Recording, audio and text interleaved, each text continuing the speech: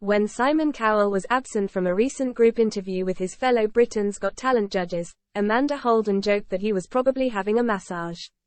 However, Express.co.uk can reveal one London hotspot where the ITV star has reportedly been sighted in recent times: the Cumberland Hotel in London's West End.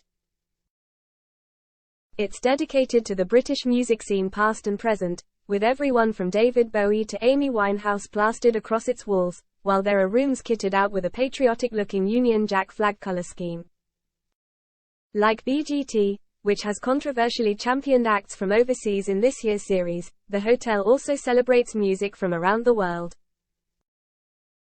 Previous celebrity guests hailing from abroad over the years have included Jimi Hendrix, Bob Dylan, and Stevie Wonder, and Jimmy's last visit there heartbreakingly took place just before his death. He gave his final interview ever, to Keith Altman of the NME, back in 1970, less than a week before he was tragically found dead in his Notting Hill flat. On Jimmy's death certificate, his last known address was published as the place he had been staying at the time, the Cumberland, and to honor that, the hotel has even created a psychedelic-themed suite in his name.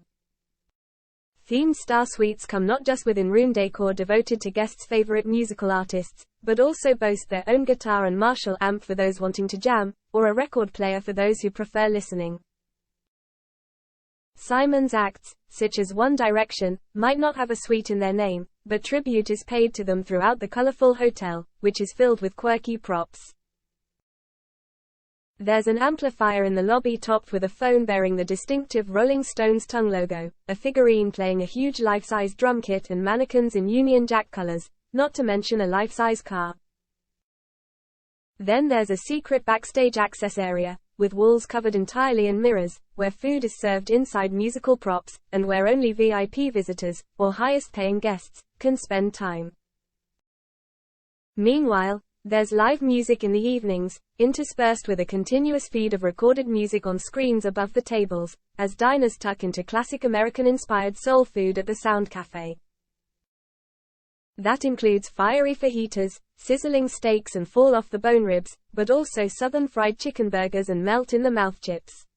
Diners might be surprised to find that the waitress isn't real, as a remote-controlled cat powered by AI will cruise down the hall to deliver your order direct to your table. Naturally, there are staff on hand to talk to should you need them, but the robot tends to raise smiles among those who may not have been expecting it.